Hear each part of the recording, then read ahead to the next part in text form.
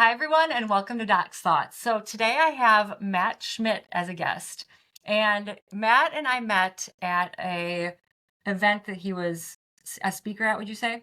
Yeah. So he was. It was hosted by a friend of mine. But the long story short is he's a quantum healer, and he gave us a talk to about 20 women, maybe 20, 30 women, talking about what he does. And I've always been interested in quantum healing. I've followed some, bigger people who are more national that aren't local. And I was really excited to find out that we had someone locally in our area who does quantum healing. So we're going to talk about Matt, how he came to be a quantum healer, what quantum healing is, and then kind of go on a deep dive on the whole experience, which I actually just did myself several days ago. So I've actually tried it myself. So I'm really excited to talk about it. So welcome, Matt. Thanks. I want you to share your story about how you became a quantum healer It wasn't by choice. and your background before that. It wasn't by choice. I kind of got led there. I originally started as like a hardcore scientist. I worked in like biology, chemistry, eventually ended up working in like drug discovery, drug development, mostly like central nervous system disorders, cancer, pain, stuff like that. And thought I had the world figured out. But even with everything I knew, like medically, scientifically, I was having like all my own issues. I think before I had my like first session, I think I was on 14 medications for things, and I just thought that was like How that's old were you what at you this did. time? So I was probably when I finished school. I mean, I was in like late 20s, and then 14 what medications. yeah, so Like this that is is, this is like 5 years ago or 6 years ago, I that's a think. lot. Yeah, yep. So for anxiety, for pain, for ADHD, for grand mal seizures, for the side effects of the drugs, for the like, and you just take more of this. That was the only solution. Like that's how I viewed the world. If So you're there like was a living on problem, pills, like one pill to take to fix this thing to fix the next yep. thing, and you're walking around rattling with pills. Yeah, and Yeah. then if something wasn't working, it's like, oh, you just take more, and Yes. then and literally that's how my brain worked. I'm like, well, obviously, like that's the natural, that's what Right. you do, Right. like, That's what medicine is for. like yeah. So I can't like I viewed the human body as like a car. Oh, this is broken. What do we need to do to fix it? I kind of look back at that now, and I look at my old work, and I'm like, it's kind of like putting duct tape over the check engine light in your car and thinking you fixed the problem because there are no like permanent solutions. It's like, okay, how long do I take this for? I'm like, no, no, you just take this now. Like that's the solution. And So I want to just insert yeah, one thing here. I was speaking with someone that we mutually know, and she was talking about how you were just super, super smart when you were younger. It was someone you went to yeah. high school with. She's like, I didn't know him that well, but he was just really, really smart. Who have you So, been talking to? yeah. Yeah. So I mean, you were someone who Yeah. probably had lots of intelligence, lots of brains, obviously Yeah. went down the scientific pathway, but then your body is not doing what it's supposed to do, right? Yeah. So you're kind of living this like, I don't know, parallel life. I don't know. So And I thought that was the solution, and the way I viewed the world was if there wasn't something to treat something, we just didn't find it yet. So it was very like cut and dry, and that's how everything worked. And um, I didn't know there was like something beyond that. What I do now, if I talk to like old me, he would have thought I was crazy. yeah, But yeah, I'm the same way. So you were working at a college in yep, a lab, right? yep. And then I had like internships at different like companies and stuff like that. But um, it was it kind of like pushed me to I don't know when we stopped like asking questions. Like that's the thing that I can't look back on them. Like when as a scientist did like I stop like asking questions? And I think the hardest part for this transition for me was taking a step back and realizing that hey, maybe you don't know everything. I think when you get so invested in a certain way of thinking, a certain belief system, it's hard to break out of that, especially when that's been your whole life. So it wasn't by choice that I kind of stumbled on this. It was basically I stumbled around for like 10 years trying different stuff, and even like everything just kept flopping. So the last project I was working on was actually a cancer research center in the basement of St. Norbert College. Another guy and I started this. We had all the hospitals on board, Medical College of Wisconsin. And then right before we launched everything, we lost like most of our funding. And like it just sat empty. I'm like, what am I doing wrong? So I had like all this time put into this and like nothing happened with it, and I just gave up at that point. I guess they call it surrendering, but at that time I felt like I was giving up. And I was like, you know what, screw it, and I just walked away kind of from all of that. And then I started questioning everything. Certain things came into my awareness. I'm like, what am I doing wrong? Because it used to feel like a red carpet rolled out for me, and that's because I was doing exactly what I was supposed to be doing, but like I only knew one way, so I kept trying to do it the same way, not knowing I was supposed to like change paths or shift gears.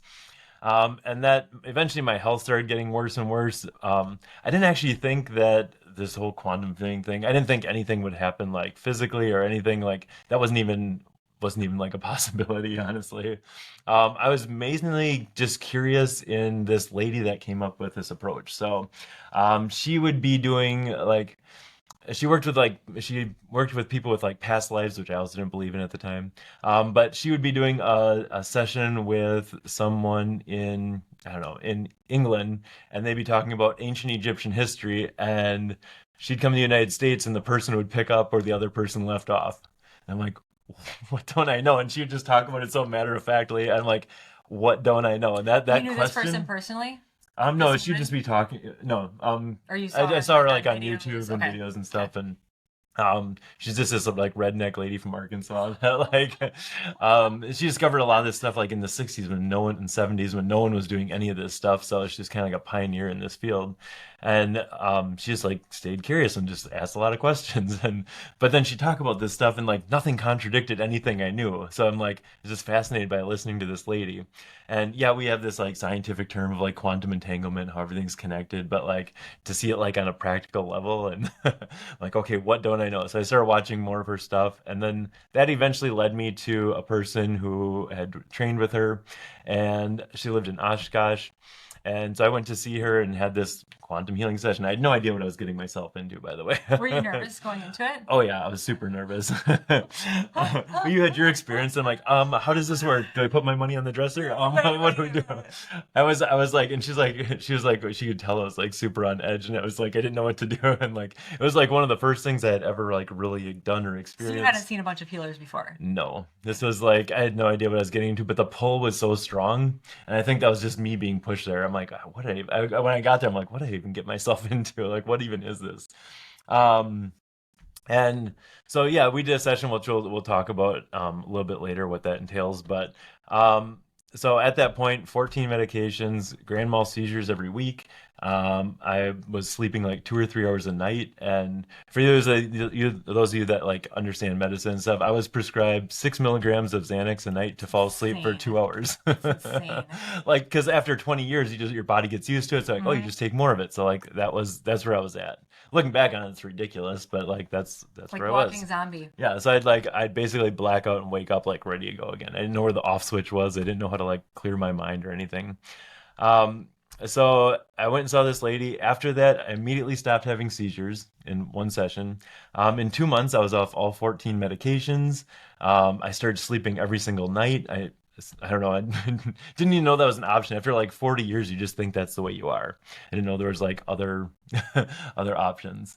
As a side effect, my body lost like 60 pounds just from stuff my mind was hanging on to. And I was like, no dietary 60 change. pounds? Yeah, in 2 months.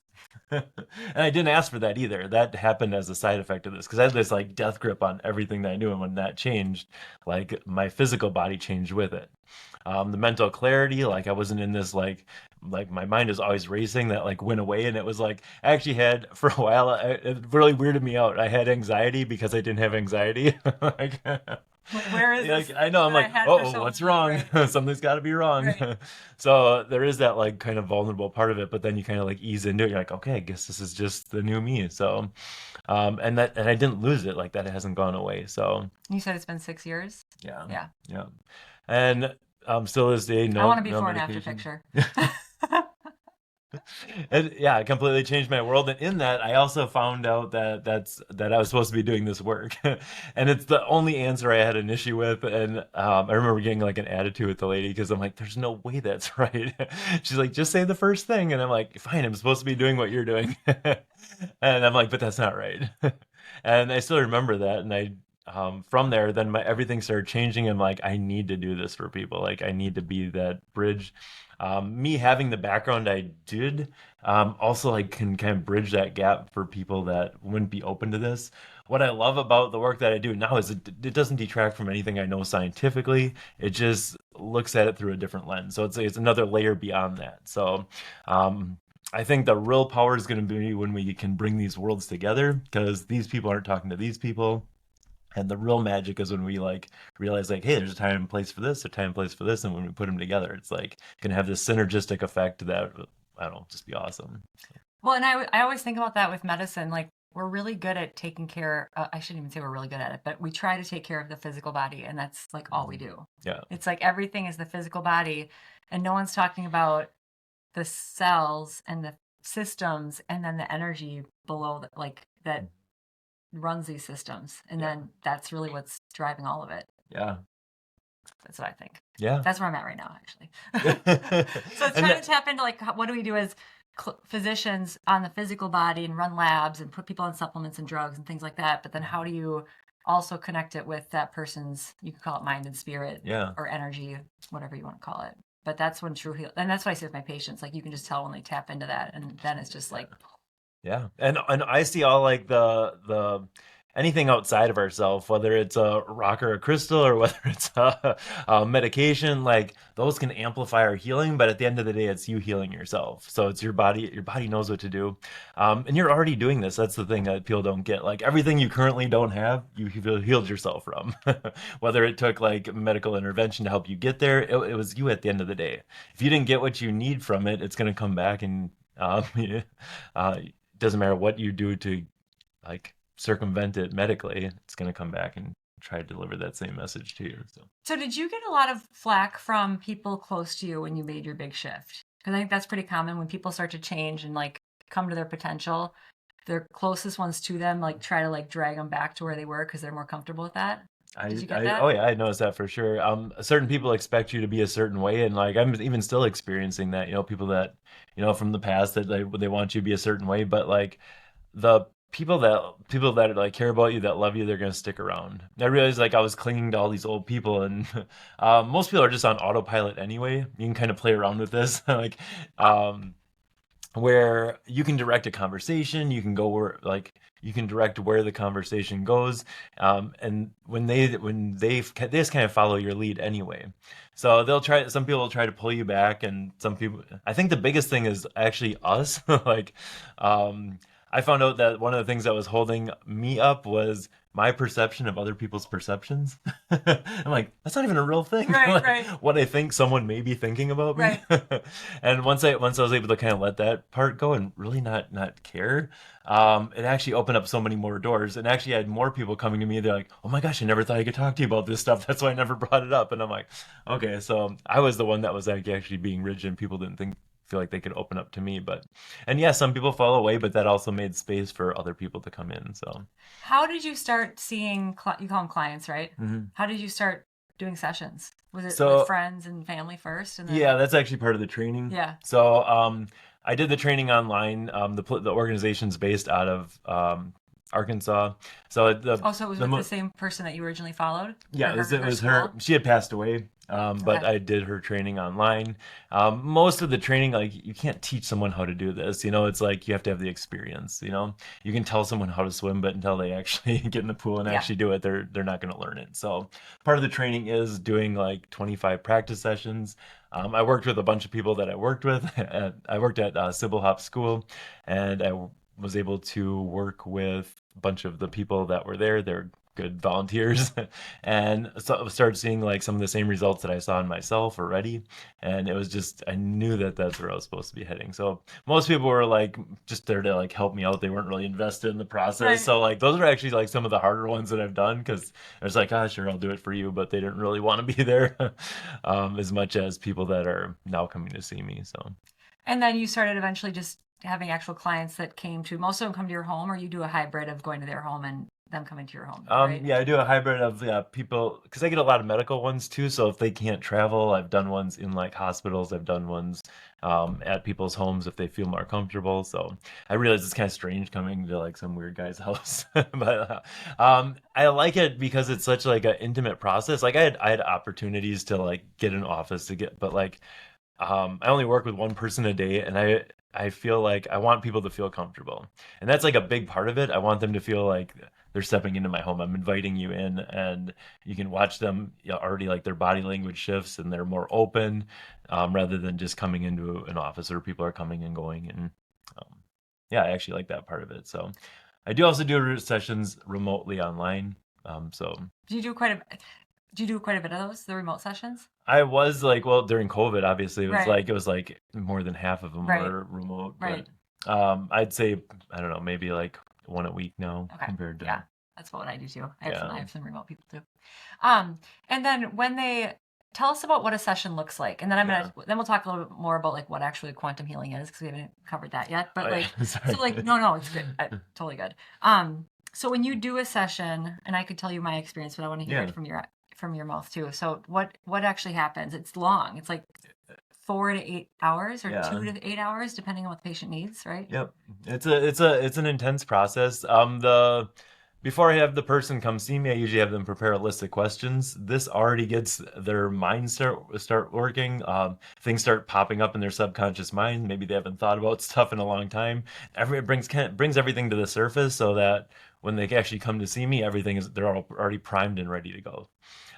Then when they come to see me, I would say the first maybe hour and a half is like an interview where I'm asking them questions about their life. They're telling me about kind of things that are going on in their world, and this whole time I'm kind of getting background so I can ask questions on their behalf for the second part of it.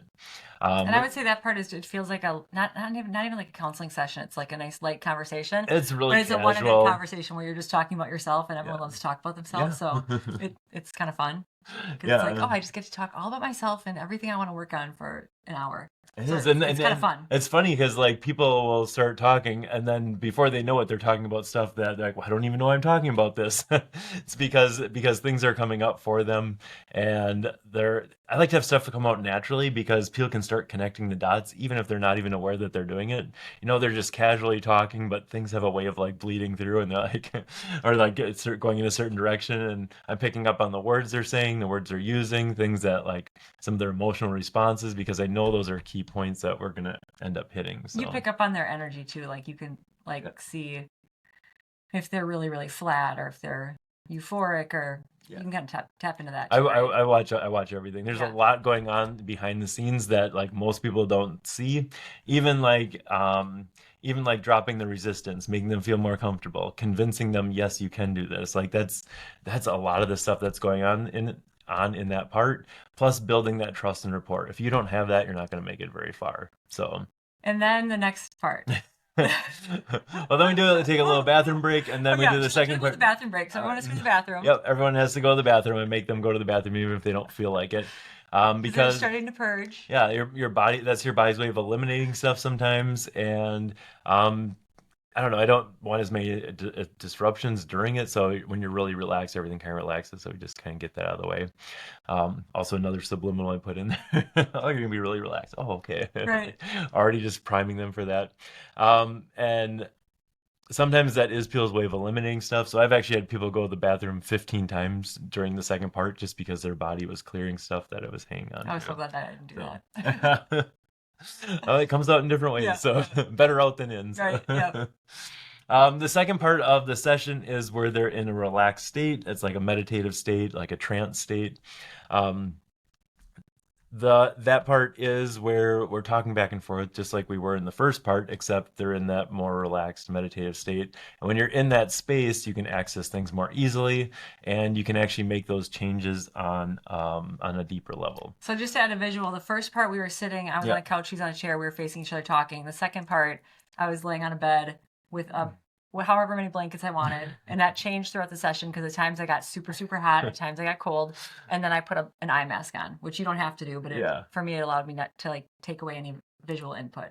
Yeah, I like So you're that too like because laying it on a bed just and he's cuts off sitting next everything, to and you you. can open your eyes with it on. It has like pockets, so it is pretty nice. I mean, I do realize it's a little weird making that transition to upstairs. Like, hey, Lynn, come upstairs and lay on I my know. bed. Like, that part is a little weird Right. for people, but once you get into it and just kind of ease into it, it's really comfortable, and the whole space is just set up for that second part of it. So, Another tangent though. So most Mhm. people who come to you, are they significantly not broken, but diseased, or they have pretty big issues? Because I feel like if they get to that point where they're like, I'm willing to go to this guy's house and lay on his bed Yeah. while he talks to me and I'm just doing this thing, they're usually probably pretty desperate, right? Yeah, I mean that's kind of Like they've tried that's where I want everything. them to be. Right. Yeah, no, Like, I agree. They've tried because you're everything. at that point where you're ready to be like, you know what, screw it, whatever Surrender. happens, yeah, Right. Yeah. surrender, yeah, Yeah. like we talked about. So, that's actually like kind of my ideal client. Have tried everything. Doctors can't figure out what this is. I love the idiopathic conditions that no one knows. They're like my favorite because They're special. you're not gonna get an answer any other way. Right. Like, and that's what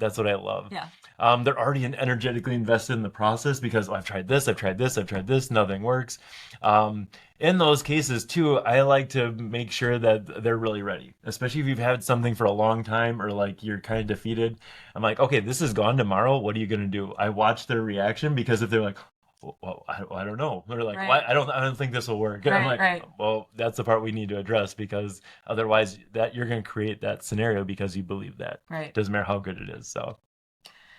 So when you're doing the do you call it meditative, or what do you call it? Because it's not I just say hypnosis. guided part. The guided part. Yeah. So it's not meditation. It's not hypnosis. It's You're actually awake all the of whole it. time. It is. Okay, so You're in this trance state, and your brain actually goes through these different states about 300 times a day without trying. So we just hang out there a little bit longer. it's kind of that. I would put it similar to that feeling when you first wake up. Yeah. And I don't know what Yeah. brain waves you have then. I can Yeah. find out, but Yeah, when your it's brain is, it in just that feels theta like it's state theta, that it's theta, yeah. so it's slow. So that hypnopompic and hypnagogic state where you're like going into deep sleep and where you're coming out, that's You're kind kind of of like remembering your that's kind of dreams. where we're teetering around. But at times you'll be more alert. At times you're more relaxed. I did have a person that was wearing a Fitbit that during one of the sessions, and like the last half of the session, it registered she was in deep sleep, so like delta brainwave, where, but she was talking the whole time, even though her brain was there. So one of the analogies I like to use is, um, if you've ever spaced out when you're driving a car, you're actually going through these different states. So you didn't crash the car, but you're operating from those other parts of your mind. I remember a study that was done when I was in school, and within like 60 seconds of staring at a TV or screen, every single person has shifted into a state of trance. Right. Like, We've all and seen, it, I mean, yeah, for those of us who have kids, we've seen that with our kids yeah. on iPads. And it doesn't feel like it for the person, but try talking to someone that's like glued to Right. whatever, you know? Right. Try talking to Um, my husband when he's watching football. Yep, same thing. So like it happens so Or easily, golf. so readily. And once people realize that, like you literally can't not do it.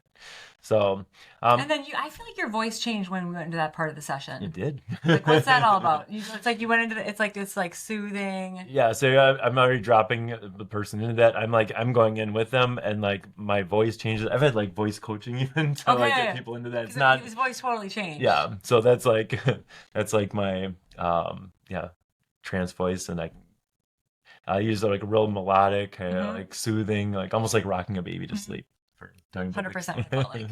Yep, and like you're just getting them to be comfortable. Their body relaxes, like their inner being relaxes, and they know that they're safe. That like all that stuff is kind of wrapped into that part, and it's just this gentle, guided process. And at any time you could have like popped out and be Right. like, I don't want to be here. Okay, cool. Yeah. Like, I felt like I popped it's in and out the whole yeah, time. yep.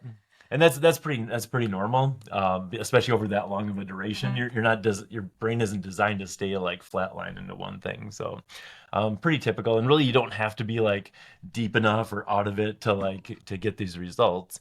It's just easier to move through stuff when your conscious mind's kind of out of the way. I know, and I was So, worried about that because my conscious mind always tries to bully my subconscious mind and take over. It just wants to be in charge all the time. yeah. And so I was like, oh, I'm just not gonna be able to turn it off and that blah blah blah. But it worked out really well. Yeah, when you're not trying to like shut it off, when you just let it be that like observer, Right. shutting it down almost creates more resistance, almost harder. But just like it just kind of be in that observer role. Like you've had your whole life to figure out the rest of this stuff. Well, now it's time to listen to the part that actually knows. So, And you would focus a lot on the questions that the person brings, mhm. but that I feel like didn't start right away. Like No. you started with more of a visual exercise of like, I think I went to a beach or something like that. So is Yeah. that just the way of getting them into that relaxed state? It gets them into that, but then like your soul knows what you need more than what you or I think you Hmm. need anyway. Hmm. So things are presented during that time, even like the places you go. You're not thinking about this on a conscious level, but there's a reason that came up versus something else. And then at the end of that, we can kind of go back and figure out, well, why did this come up? Okay, what does this mean, or what did this represent for Lynn? And we can ask those questions at the end. So I kind of break up into those parts, but um, sometimes it's like pretty bad. I'm like, what the heck is this? Like, it's pretty like abstract or weird, but like, unlike a dream, we get to just go back and ask at the end. And I have way more questions than most people Right. do anyway, so we Yeah. usually figure it out. Can you share? I know that you have certain people who give you permission to talk about their experience. So can you share some of the funnier or like crazy things that have happened during a session?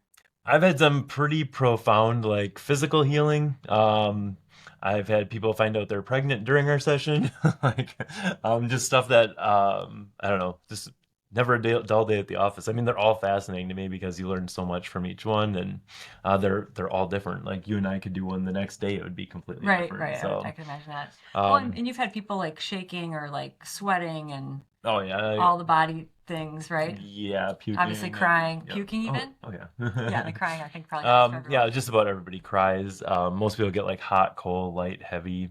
I've had people freezing, like people that I know they're like hot all the time. Like I've watched them like freezing in the middle of summer, covered in like every blanket I have with their teeth chattering, and that was their bodies shaking off all the stuff it was hanging on to. So, um, yeah, I've had people like have to like put their brace their arms because they're like spinning as stuff's like being like almost like a centrifuge where stuff is like just spinning off of them. And that is part of the process. Like you're basically dumping all this crap, like years and years and years of stuff that your body's been hanging on to. So what happens? Why this stuff gets stuck in the first place is, I don't want to say trauma. People love that word, but like kind of like That's we go very through we go helpful. through something that like sucks. Like 'cause maybe this didn't make me feel very good. Well, the way that your mind works is like, well, this is uncomfortable. I don't want to be here. So it kind of checks out, and then that's over, and it comes back in, and it doesn't realize like, hey, this is still stuck here. So by reaccessing these things, we can actually change it on that level. I was going to therapy and everything at before my session, and I got to the point where I felt like I know the right answers. I don't feel any different. Like I know what you want me to say. I know the correct answers. I knew this on a conscious level or a intellectual level, but like my body was just didn't agree. So um, I think talk therapy and stuff is great as a certain part of it, but you're not going to get to that deep level where you can actually change a lot of this stuff. It's like your subconscious mind versus your conscious mind or your analytical mind. It's like trying to overpower a computer with a calculator. Yeah, you can do it. You can do like affirmations for 3 years, or you can do it like, but it's like it's just trying to like pound this in and kind of override it. Right. You'll get there, but there's a better way. And I mean, there's tons of scientific research about stored trauma or Hmm. things that it's in the, is it the amygdala? I can't even remember. But these things literally get stored in a place in your brain, and then your conscious brain just like avoids it all the time, but it's still Yeah. there. Oh yeah. And then that manifests physically in your I mean, physical that's body. 100%. The other thing I was gonna say is it's not that bad. Like some of these traumas are like stupid little things, They like are. super. Like you look at them as an adult and you're like, that is so silly that I got upset about that. But at the time Yeah, when you were that child or whatever, it was very disturbing for it you. was. Yeah, it's the end of the world. And you have to think about like what that younger version of you was experiencing. So, So not uh, everyone has to have been abused for their entire life or seen someone die no, or and not gone even through a not even Holocaust. comparing like what I don't know what it was for you versus someone else. Like it's relevant to each person, and it's just as impactful for each person. Doesn't matter what it is or how strong it was, you still went through it. So, um, one that I like to use, there was a person that part of the reason they felt not loved was because their dad would buy them a toy every 2 weeks, and he's like, "Oh, it's because I love you." And then he outgrew those toys, and so his dad stopped buying him those. And in his little kid mind, he's like, "Oh, this equals love. I'm not loved." I'm like, Right. what? That is like the most ridiculous thing as Right. an adult. Something Right. nice like that can be interpreted that way. but it is what you attach to that. So like what you were thinking, what you were feeling, the things you're telling yourself in the moment, that's what stuck. It's not the story. It's not like you can watch two people go through the same experience and they come out different on the other side. It's Right. because of how they relate to it. So you're actually just changing that relation. And then when you do that, those things that are holding it in place let go. Yeah. Because when I started learning some of this stuff, we're like, well, just let go. It's so easy. I'm like, Right. if I knew how to do that, don't you think I'd be doing that? Well, sometimes you Like, don't even know what it is. well, yeah. Well, even if I knew what it was, but like, oh, okay, how do I just let this go? Right. Because it's like noodling around in your brain. I kind of felt like when people put up the bumpers for you in bowling, and like, like, well, it's so simple. Well, if I knew how to do that, if people knew how to do that, they just do it, but they don't. So that's why going through this process is huge. So I was doing like a lot of stuff around this too. So some other like inner work and stuff, which like helped amplify that. And like by the time we got to that point, then it was just a couple things that needed to be addressed to really change things. What I find is like everything is so connected, everything's so interwoven that you can't even separate this stuff out. You know, you start pulling back the layers and you're like, oh, there's this, oh, that's my mom's belief, or there's this, and then it's like kind of like punching holes in a dam. Then everything kind of like can break. So Yeah, it unravels. yeah. And then the one thing, you don't necessarily see people like, I'll see you twice a month for a year. It's like you're not one of those healers. I don't want people to need me. Like Right. that's like the whole point is getting them on their own. And what I love about what I do now is it's so empowering because I'm not doing any of it. Like I would love to take credit for some of this stuff because it's amazing, but really at the end You're of not the like day, magic healer going, whoa. it's not. I mean, I'm putting my energy into it. I'm holding their hand. We go together. But Yeah. at the end of the day, it's not up to me. Each person's doing it themselves. I'm showing them the door, maybe pushing them a little bit, but Yeah. I can't do it for them. So I've had people with like sessions that I'm like, oh my gosh, that was so amazing. This is gonna be life changing, and they do absolutely nothing with it. They do nothing different, and then nothing changes. And then I've also had other ones where I'm like, I even do a good job. Like I don't feel like they got what they needed to from this, and they call me up and they tell me how much their life has changed after we work together. So, yeah, it's pretty much like what you do with it, where you decide to go with it. You can find out that your job's killing you, but you make good money there, so you want to stay there. Right, for Well, sure. stuff's not going to get better for you. In fact, Right. it's probably going to get worse because you're still not listening. So it's all there to help you. It's there to guide you. Once you realize like how powerful you are, though, lots of stuff changes. You're like, oh my gosh, I do have control over this. Oh, I can choose to be happy. Like you start taking that power back because so many things take our power away.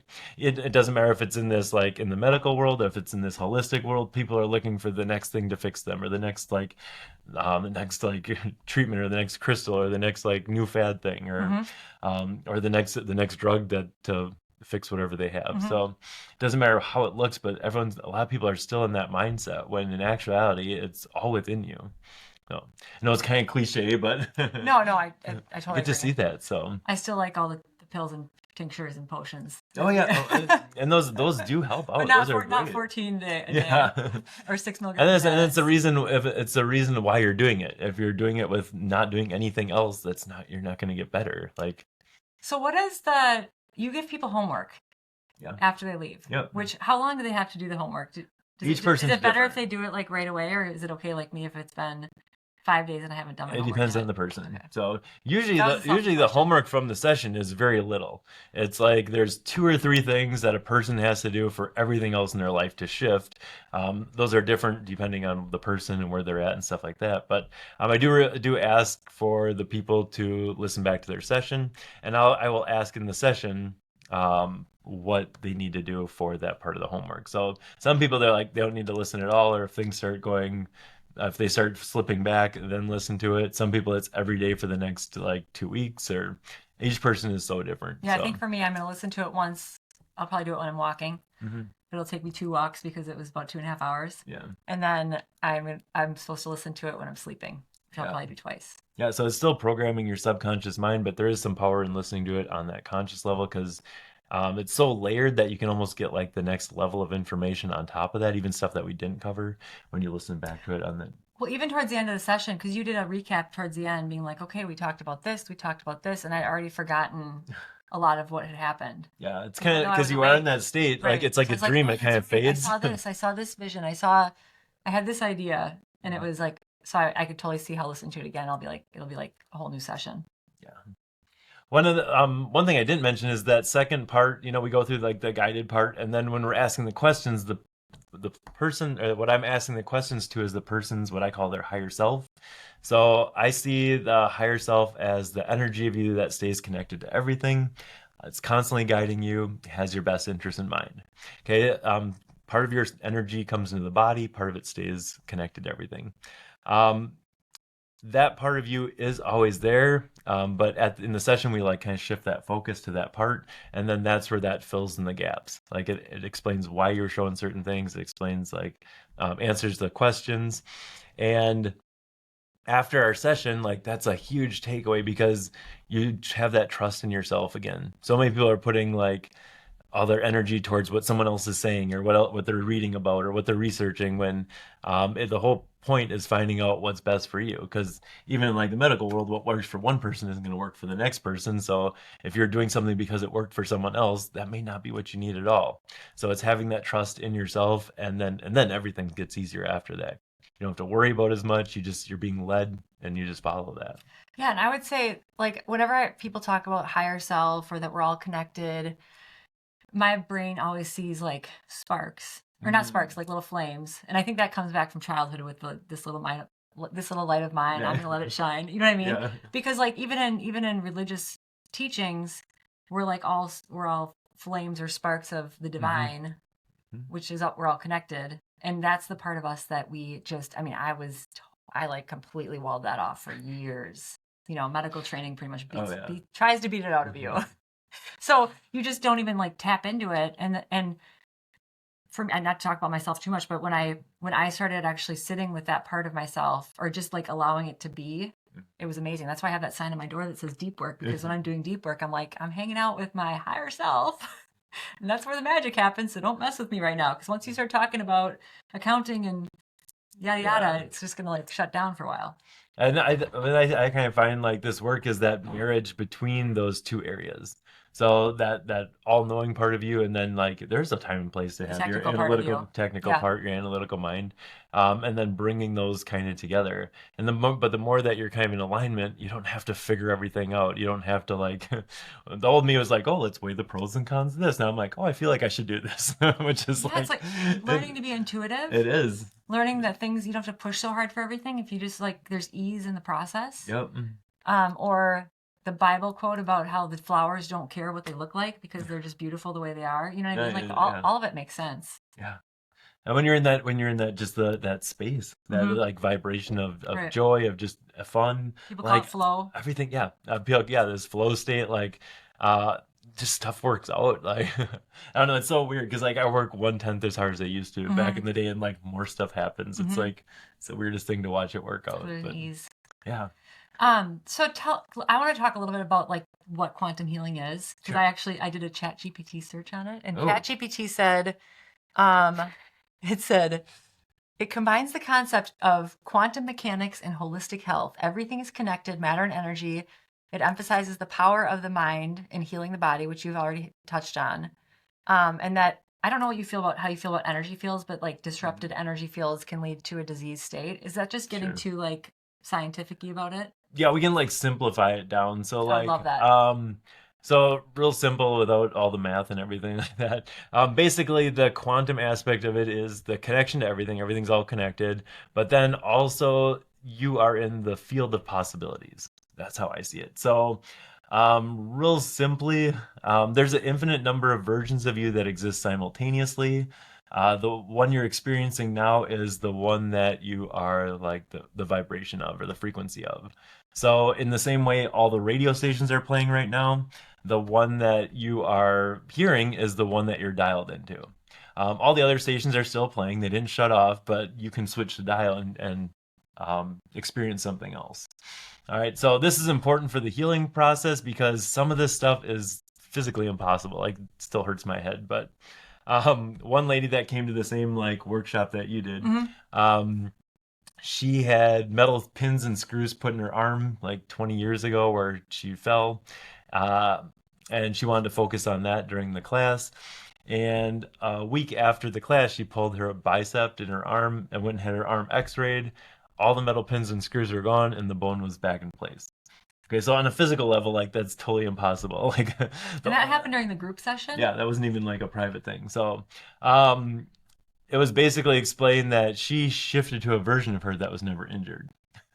But like on a physical level, like my brain is like, well, it's grade 23 titanium and it doesn't just dissolve and like Right.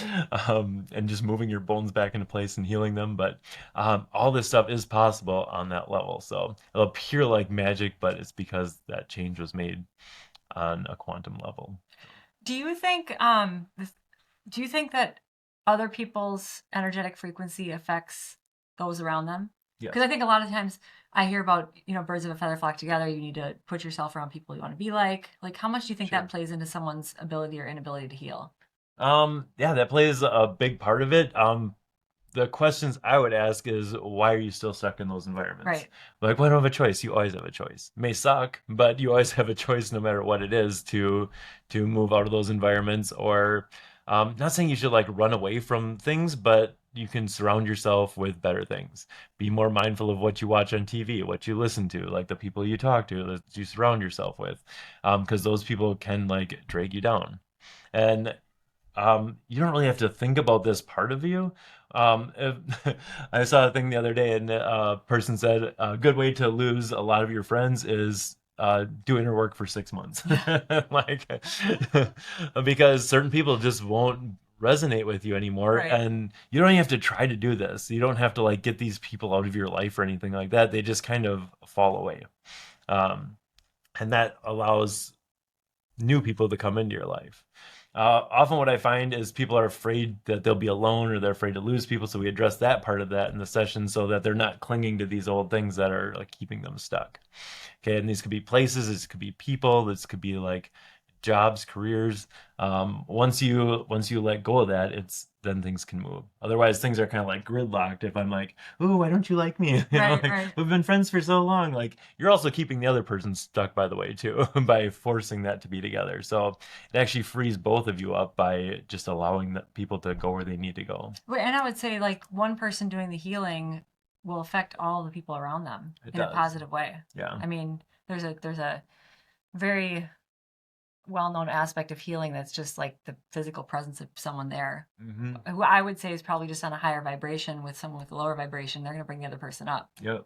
I think. Yeah, yeah, and I mean, we've all seen examples of that. Yeah. You walk into a gas station and you smile at a person, and like everyone's like, "Oh," and like, "I don't know why I'm smiling." You don't Right. even know the person, like, Or you walk in, it's or or it's alternatively, you the walk into a room, yeah, it's the opposite. You're like, oh, there's something not right yeah. here. Did the Packers lose? What's going Right. on? Like, So how do people find you and book a session with you? And your website is great because he has a lot of videos talking about what he does. I actually there's a video on how to prep for your session, so I watched that and it kind of told me what I needed to do, how I need to write out some questions. And I did feel like I think I did it like 5 days before, and I could already feel things starting to shift because you said they would. yeah, So I started time's not linear, so like things already yeah, started I started to happening. feel things kind of shift, and I had some crazy dreams. How do people find you? What's your website? It'll be linked on the show notes too. Yeah, yeah, it's just mattschmidtqh.com. So his So. website is great. He has a lot of videos and kind of instruction videos if you want more information. And then there's a way to, oh no, to book with you, you email you, right? Yeah, I only do like one session a day, and with like different time zones place, I usually just talk to the person. I also want to avoid people signing other people up, like, hey, Oh, fix my mom. right, right. So that's not fun for No, anyone. no, If you don't want to be there, like it's not fun. So no. I make sure that that person actually wants to be there or is at least open to it, and I'd rather Right, just have someone sign up. So right. that's the other reason for not having It's that. no, I mean, I have people all the time whose like spouse will send them in to see me and they're just grumpy and I'm just like, what are we doing here? This is not right. Bye bye. I do have a lot of free resources on my YouTube channel as well. So Matt Schmidt QH is my channel. A lot of that's where I usually send people first because you can do a lot of this stuff on your own. I put out all the information there for free. You have no excuse not to do it. Yeah. So, and then usually when people get stuck, then they know, okay, I need a little extra help, and then they come see me. And you're gonna get way more out of our time together if you do If that. you've kind of So, prepped for it. yeah. Yeah, that makes sense. And then you have, what do you have on social media? Do you have Instagram? Instagram, Facebook, TikTok. Okay. Yeah, Yeah. all the things. So I'll put Yeah. links for those in there too. And then I noticed some books at your house. If people like reading. What were Mhm. your favorite books that you've read during this whole journey? I Um, love books too. one of the good ones that's really simple, that actually helped me with this transition was called Between Death and Life, by Dolores Cannon. That helped me to fill in a lot of the gaps on what happens when we die, where we go. And it's really a short, easy read. Especially if you're not like a big fan of books, it's one that you can do. It's pretty simple. Some of these get like way involved and stuff, but that's a really good one. Okay. Um, Let's see. Another good one that I kind of recommend to people a lot if they want to know how like this stuff works, is Between Death and Life by Robert Schwartz. Talks about the pre-birth planning of why you chose your parents. That's Why? the name of the first book you said. Between Oh, Death and sorry. I'm Life. sorry. Yeah, sorry. My bad. No, go ahead. It's called Your Soul's Gift. Okay. Yeah. Okay. By Robert Schwartz. Yeah, it talks about the pre-birth planning of stuff. Um, why you choose the parents you do, why you choose some of the life experiences you do. It goes through certain people's experiences of like why someone would choose to get adopted, both from the birth parents and like the adopted parents, and then like that soul's plan. Why someone would choose to get raped in this life. And it explains all that. Like the one case was a woman that she became like an author. She started a women's center. Like everything of her life purpose was like because of that catalyst. And if that hadn't happened, she wouldn't do what she came here to do in this lifetime. And it's like fascinating to see it from not only her perspective, but also from the other person's perspective. And yeah, just really fascinating. So And then is there any other take home point? I'm trying to think if there's anything else I was gonna ask you. Is there any other take home point that you would tell people? Oh, no, I wanted to touch on the sessions themselves, how they're confidential, because I think that's important for some sure. people to know because you are very vulnerable and you're sharing personal stuff. So super confidential. I know that Matt only talks about patient cases if the patient or client has given him permission for that. Yeah. Um, Most people are pretty open, and like I usually only talk about like their healing aspect. I ask if people can share it, or ask people if they can share it. More people are more than, especially when they're glowing, they're like, yeah, you can say whatever you want. But yeah, they are confidential, and honestly, I forget most of the details immediately after a session because I you're couldn't keep literally doing saying this. things before I'm Like, gonna ask you the question, then you answer before I ask you, by the way. I was I gonna say have that, to, right. yeah. I couldn't keep doing this work if I didn't like. I have my own problems. I don't need other people's too. So, sometimes I'll just like, yeah, it's like almost like flushing a toilet. Yep, all their stuff is gone, and have a hard time even recalling it. Even as you're talking about yours, Yeah, like no, I know, and that's what I years loved. later. I loved you hearing that because I see patients in the community, and they'll ask me a question about their health. I'm like, I don't remember anything about your health because it's like you have this space with this patient or this client, and you Mhm. have that engagement, you share the energy, and then as the healer, you walk away and Yeah, you go back to your own life, which I think as the patient or client is really refreshing because I don't want you sitting around thinking about my shit. yeah. You know what I I mean? think people think that, but there's no way I No, could there's even no keep track of way. that, or do I You would want be an to? insane person if you thought about it all the time. I tried to do that because I'm like, well, you got to be personal. You got to remember if this person talks to you. And I used to like try to hang on to all of it, and it was draining me. Like I'd sleep for like 12 hours after a session sometimes, like just right after I just crashed.